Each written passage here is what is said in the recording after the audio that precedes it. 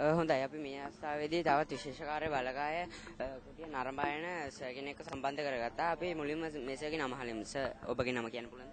මගේ නම සරත්. කොයි සිටට පැමිණියේ සර්? මම උහුණ පළාතේ තමයි පැමිණියේ. සර් කියන්න පුළුවන්ද විශේෂකාර්ය බලකාය ගැන සර්ගේ හිතට හැඟෙන දේ?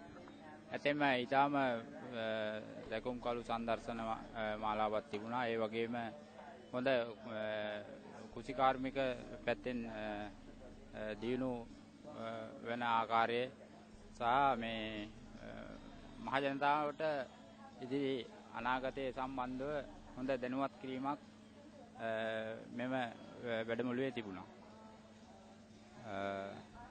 ඒ වගේම කියන්න පුළුවන් අධ්‍යාපනය අදාරන සිසු සිසුවියන්ට හොඳ දැනුමක් ලබා ගන්න මෙම විශේෂකාර්ය බලකායේ නිලධාරීන් විසින් හොඳ